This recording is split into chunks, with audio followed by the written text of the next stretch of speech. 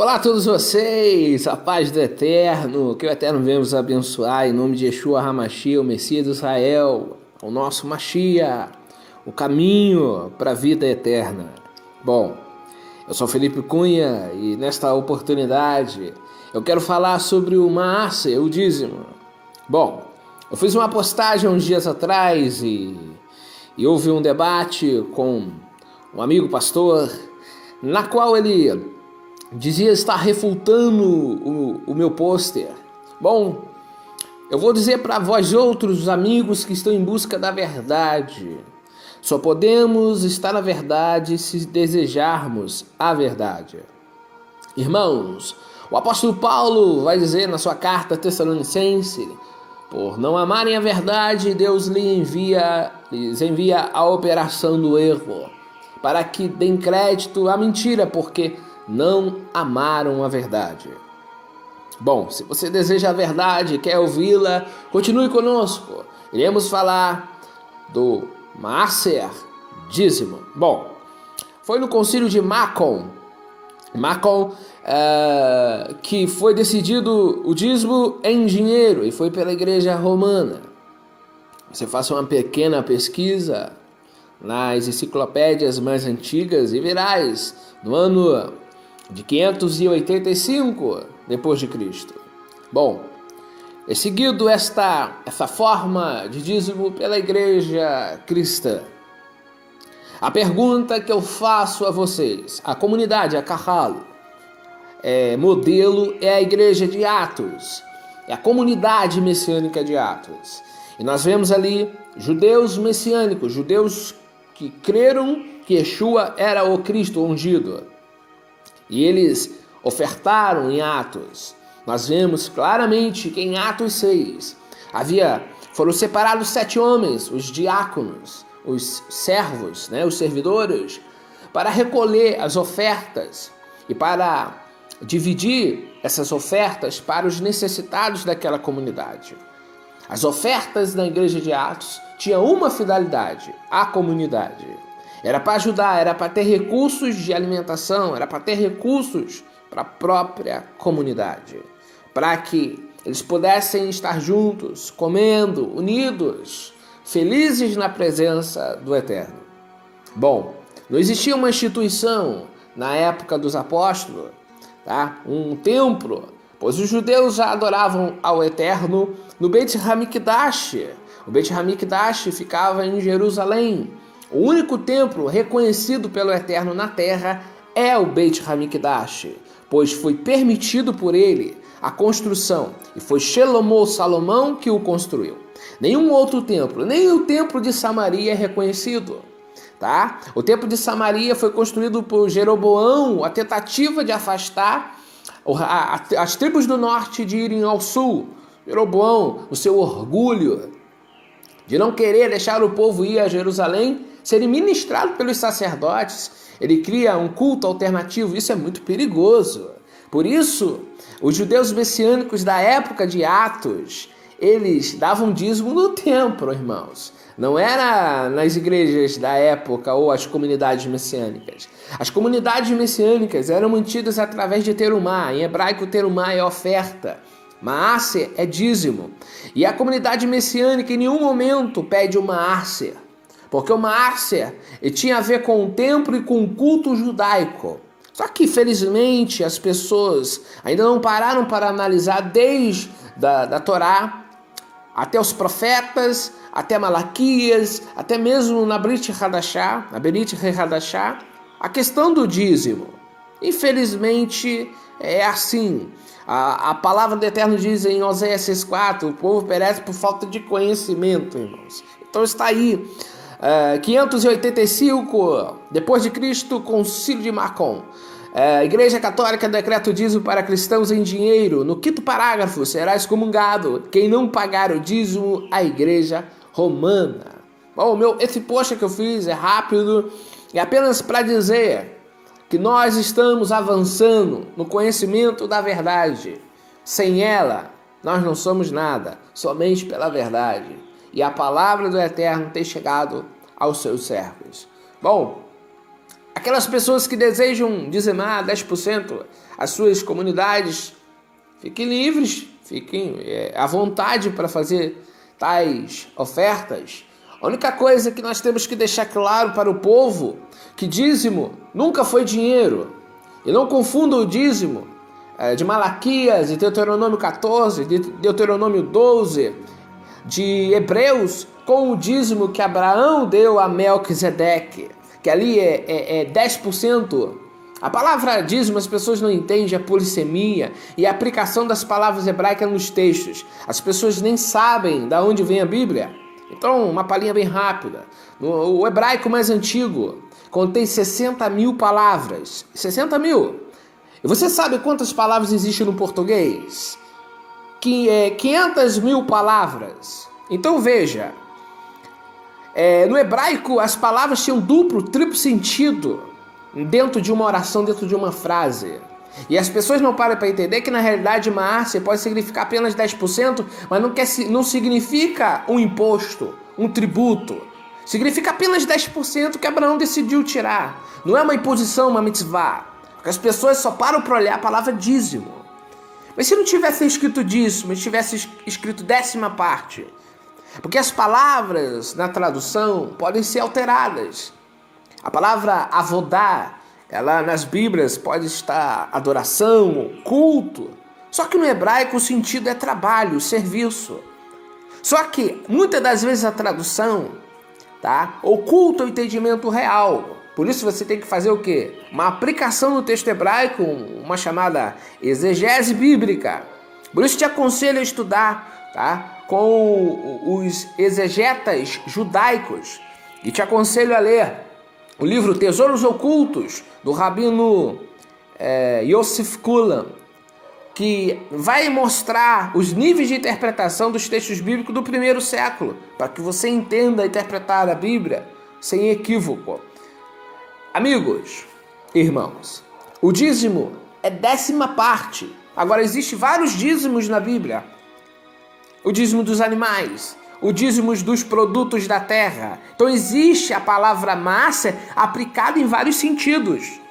Só que não existe a palavra massa aplicado ao salário do trabalhador braçal. Não existe. Existe o dízimo do animal, existe o dízimo das primícias, existe o dos animais, existe o dízimo do produto da terra, mas não existe o dízimo do trabalho braçal. O carpinteiro, o marceneiro, o pintor, o escultor ou qualquer outro tipo de trabalhador que vivia na terra de Israel.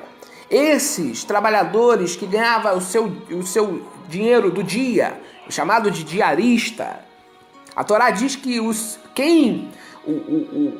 seus patrões tinham que pagar no final do dia o salário do diarista, porque ele precisava levar alimento para sua casa. Qual é o imposto que um diarista pagava? Um pedreiro, um marceneiro, um carpinteiro, é o caso de Yeshua. O que ele pagava? Qual era o imposto que ele pagava? Ele pagava 1.000 shekel, que é um imposto anual na contagem do povo. Então a pessoa que não dizimava é porque ele não tinha, na realidade ele não tinha terra para poder arar a terra. Então ele não dizimava, ele não tinha terra, irmãos. É a mesma coisa a pessoa que não tem casa para morar, pagar IPTU, você já viu isso? Morador de rua paga IPTU, meu amigo? Não paga porque ele não tem casa. Ele só vai começar a pagar IPTU se ele tiver uma casa, sim ou não? É assim. Toda a mesma forma, a aplicação do dízimo tem que ser aplicada com o seu contexto, olhando os parágrafos do dízimo. Você sabia que cada mitzvah tem uma explicação para ela? Por isso você tem que estudar com quem estuda a Torá.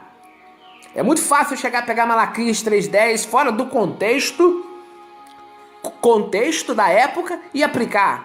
Casa do Tesouro, as pessoas pensam que é a igreja evangélica. Irmãos, olha, chega a ser... Eu fico, transtornado de ver tanta heresia e distorção da palavra de Deus. Casa do Tesouro é um repartimento do templo sagrado. Era uma área no Beit HaMikdash, aonde os judeus levavam os sacos de feijão, de arroz, de trigo.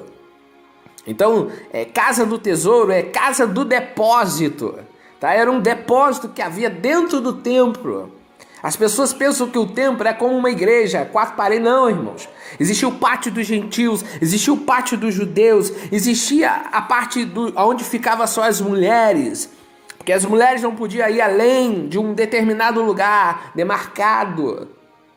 Então precisa se ler, precisa se estudar para entender o que realmente existia na época. E até o ano 70 depois de Cristo, o templo continuou ativo. Só em 70, destruído por Tito Vespasiano. Desde então, nem judeus puderam dar o seu dízimo integralmente, que era de 25%. Ou uma arce. Existia uma arce Sheni e uma arce Rishon. O primeiro dízimo e o segundo dízimo. Fora ter uma dada ao Kohen, ao sumo sacerdote. Bom, isso você vai só aprender se você ler a Torá.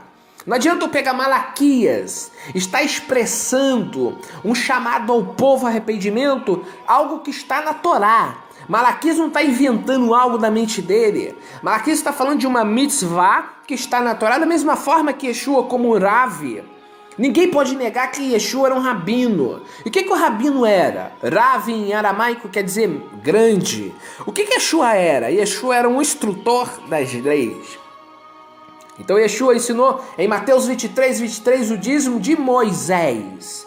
Quando ele disse para os fariseus, ai de ti, fariseus hipócritas, escribas, pois vocês dão o dízimo, a 10ª do endro, do cominho, da hortelã, e tens negligenciado os principais preceitos da Torá. Está lá escrito claramente. Fazer essas coisas sem omitir aquelas. Fazer essas coisas o quê? Daí o dízimo sem omitir aquelas. O que é? Justiça, misericórdia e fé. Justiça, sedaká. Misericórdia, hesed. E fé, emuná. Então pratica o dízimo, mas não deixa a justiça de lado. Foi isso que Yeshua falou quando ele ensinou o dízimo em Mateus 23. Ele não está ensinando um novo modelo de dízimo. Ele está ensinando um preceito porque ele era um rabino. As pessoas não param para analisar as escrituras. Ele está ensinando lá em Marcos 12, 28. O Shema Israel, Devarim 6, versículo 4. Leia lá Devarim 6, 4. Perguntaram a Yeshua, mestre, qual é o principal de todas as mitzvot? Preste atenção nessa frase. Qual é o primeiro, qual é a principal de todas as mitzvot? De que mitzvot ele estava falando? De quais mitzvot ele estava se referindo? Então, irmãos, Yeshua estava se referindo à Torá. Ele está se referindo ao mandamento de Deuteronômio 6,4. Pois ele era um rabino, então ele estava ensinando a Torá. O dízimo é um preceito da Torá. Dois preceitos da Torá. Que deve ser aplicado de forma integral quando existe o templo e em Jerusalém. E para quem mora em Jerusalém? Para quem está fora, é impossível dar o dízimo, porque a Torá diz que só podia entrar no templo quem era circuncidado. Quem não era circuncidado não podia dar dízimo. Isso é claro na Bíblia. Os incircuncisos não podiam entrar no Beit HaMikdash, então não podia dar dízimo, não podia comemorar as festas bíblicas. Isso está claro na Torá, irmãos. Tanto Paulo foi expulso do templo porque os judeus pensaram que ele estava introduzindo gregos dentro do templo. Isso está no Novo Testamento, em Atos. Então, incircunciso não podia entrar no Beit HaMikdash. Então, incircunciso, o caso de Cornélio, um romano, ele não podia dizimar, por isso ele fazia de tzedakah, esmola, porque ele era limitado ao culto. Ele não podia cumprir todas as mitzvot, por isso Cornélio não dizimava. Isso está claro em Atos, irmãos, porque o templo era o único lugar que podia receber os dízimos. Só que Cornélio, ele era um centurião e ele era incircunciso. Mas o texto, até mesmo nas Bíblias de João Ferreira de Almeida, há uma nota de rodapé que diz que ele era simpatizante da fé judaica. Ele era praticamente um prosélito, mas não totalmente convertido ao judaísmo. Mas ele fazia aquilo que era possível a ele como incircunciso. Então, as pessoas precisam entender, o incircunciso tinha limitações. Ele não podia, na festa de Pêssar, levar uma oferta ao Senhor, porque ele era considerado impuro. Por isso, os sacerdotes não quiseram entrar diante de Pilatos no dia de Páscoa para não se contaminarem. Então o judeu tinha isso, se ele tivesse contaminado por alguma transgressão, ele não podia entrar na festa, ele não podia ir para o templo. Então as pessoas precisam entender o contexto da Torá. Quando se fala de dízimo, se usa a Torá, irmãos. Não existe um novo dízimo do Novo Testamento. Isso é só na cabeça das pessoas. Não há base nenhuma para dízimo em dinheiro, tá bom?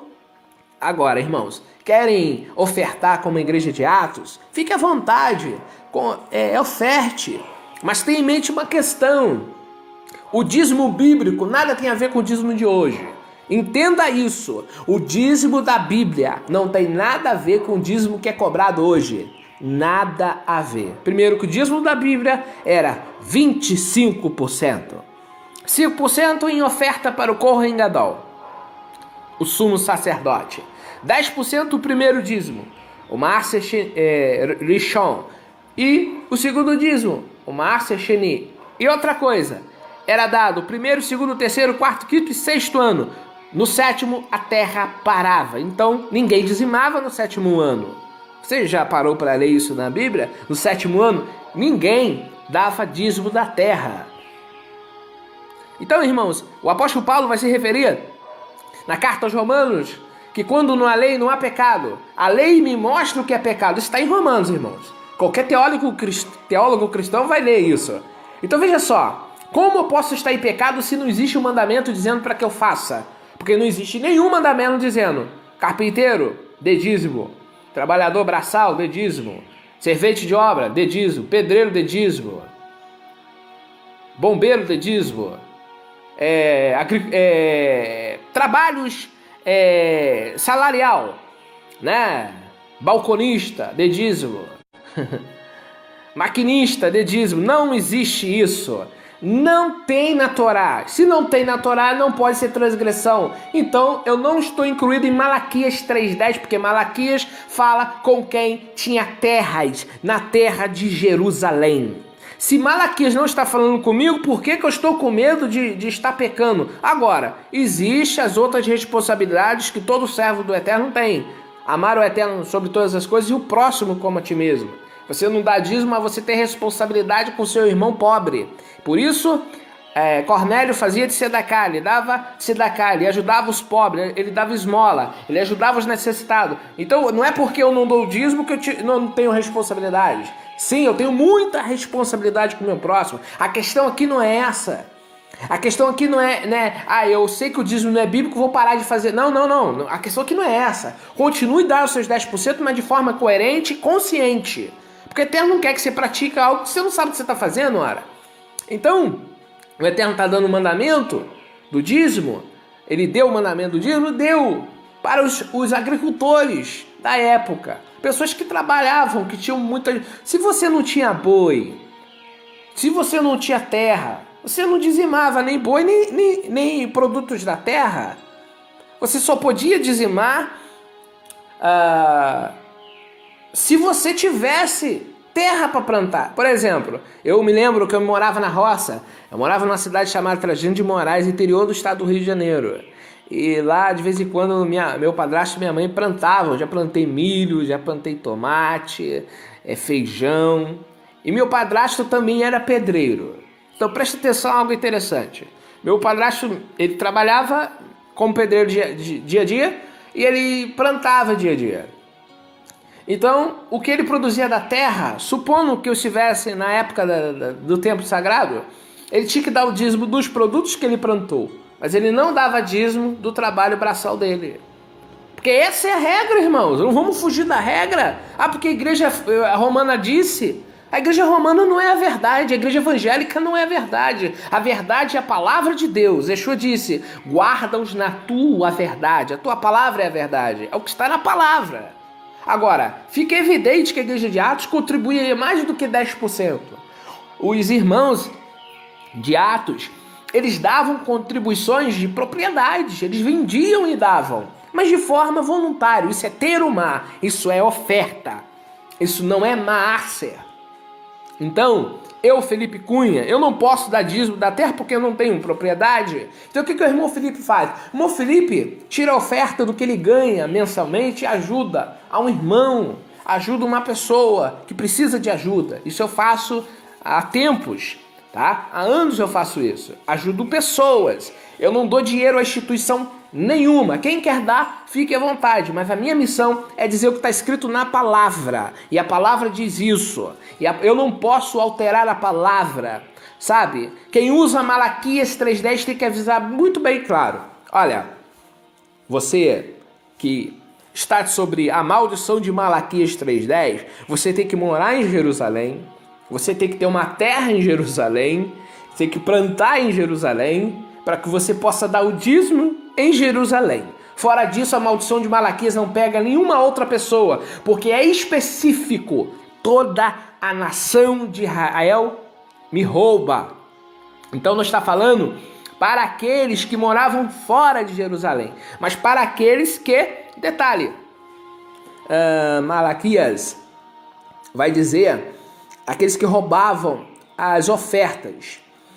Veja só, o Eterno fala daquelas pessoas que também deixavam de ofertar quando tinham que ofertar.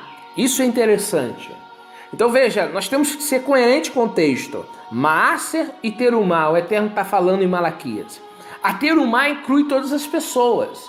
Exemplo, a palavra do Eterno diz assim: quando fores nas festas bíblicas, não venham de mãos vazias.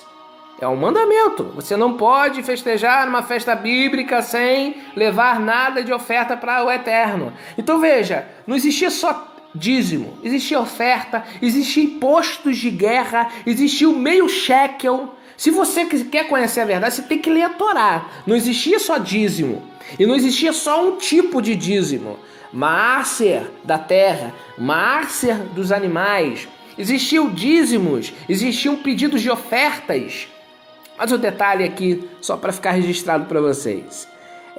O Eterno, quando disse para Moisés: construa um Mishkan para mim, ele disse: Moisés, peça terumar ao povo. Terumar é a oferta. E o povo arrecadou, o povo quis dar de coração. O Eterno disse assim: Moisés, todo aquele que sentir no coração que quiser doar, você permita que doe. Aí já doou bastante produtos, deu para construir o tabernáculo, ficou tudo direitinho. Aí o Eterno disse: ei Moisés, já tem muita coisa, já tem muita oferta. Diga ao povo que pare de ofertar, ô glória. O Eterno disse: diga para o povo, pare de ofertar, porque já tem muita coisa. Sabe o que eu entendo com isso? O suficiente. Já tinha. Já tinha o suficiente para a construção do Mishkan. Então o Eterno disse: parem de dar. Agora, o dízimo só poderia ser dado se a pessoa plantasse. Agora, me responda uma coisa. Bartimeu, o cego de Jericó, estava pedindo esmola. Bartimeu dizimava? Como ele dizimava se ele não tinha terras, irmãos? Yeshua dizimava?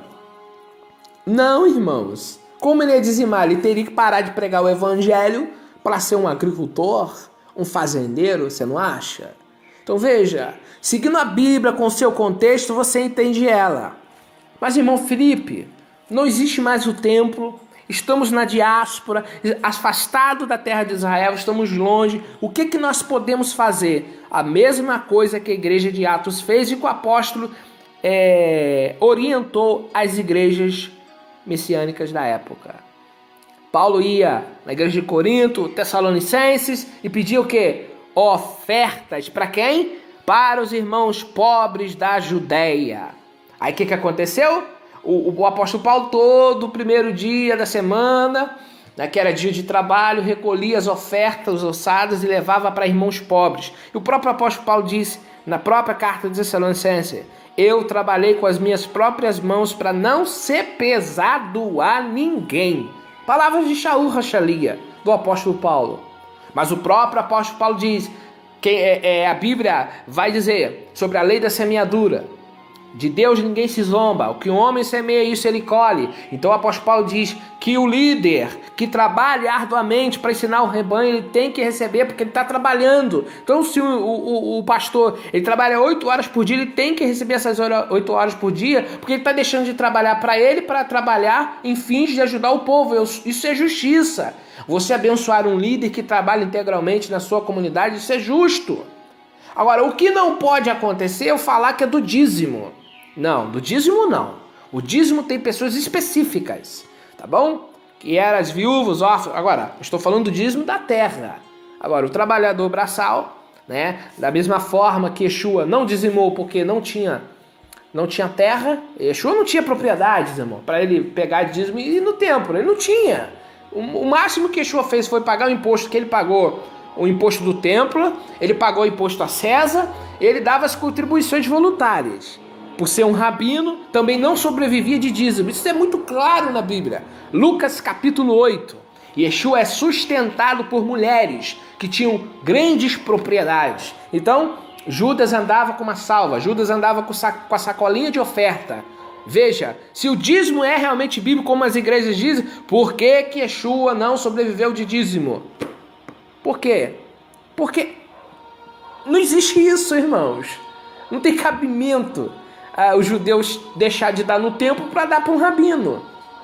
Porque Yeshua disse que veio cumprir a Torá e não veio desatar. Então ele não veio distorcer a palavra do Eterno. Como que ele ia receber o dízimo?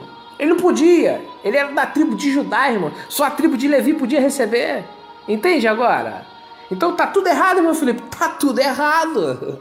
Está tudo fora do seu contexto, porque a aplicação da Torá está sendo de forma distorcida. Estão usando a Torá de forma distorcida. A Torá é um código. A Torá é uma constituição de uma nação, e a nação chamada Israel. E essa Torá tem que ser usada debaixo dos parâmetros que ela ensina, na sua própria explicação. Eu não posso pegar versículos isolados para aplicar na minha religião. Isso não existe, irmãos. Tá bom? Então, o que eu faço, irmão Felipe? Comece a estudar as Parashá semanalmente. Você vai aprender as aplicações dos mandamentos que têm o seu contexto para serem aplicados. Existem mandamentos que são temporais, existem mandamentos que são universais, que o tempo não pode destruir, tá? Que é para todos, judeus ou não judeus. Existem mandamentos específicos para judeus, para circuncidados, para descendentes de Abraão. Agora existem mandamentos que dependem do templo. Existem mandamentos que é só para o rei, né? Existe um mandamento que diz para o rei que o rei tem que fazer uma cópia da Torá com a própria mão dele. Ele tem que escrever uma cópia da Torá. Então o rei, esse mandamento não é para todo mundo. É só para o rei, sim ou não? Sim, é só para o rei. Então eu preciso ler a Torá com o seu contexto. Eu preciso ler a Torá e a sua aplicação tem que estar de acordo com a Torá. Eu não posso chegar e pegar Malaquias e dizer aqui: quem não traz o dízimo está roubando de Deus. Eu não posso. Isso está totalmente errado, irmãos. Tá bom? Quer aprender a verdade, tem que estudar com quem conhece a Torá. Não adianta. Se você quer conhecer quem foi Yeshua de verdade, você não vai conseguir estudar a pessoa de Yeshua achando que ele é um anulador da Torá. Se você ainda acredita que Yeshua anulou a Torá, dificilmente entenderá os mandamentos do Eterno. Tá bom? Que o Eterno venha abençoar todos vocês. Um abraço àqueles que vão ouvir depois a mensagem. Mas aí, pastor, que disse que meu post não era verdade, tá aí, ó. Concílio de Macon, 585 depois de Cristo, quando o dízimo foi dado como regra, primeiramente a igreja católica, depois para as igrejas evangélicas. Agora é só refutar isso aí, tá bom, pastor? Refuta isso aí, mas debaixo da realidade, tá, queridos? Não venha refutar com eu acho, eu penso ou eu acredito, tá bom? Porque aqui não tem isso. É verdade, somente a verdade. E que o Eterno venha vos abençoar neste momento, em nome do Mashiach Yeshua.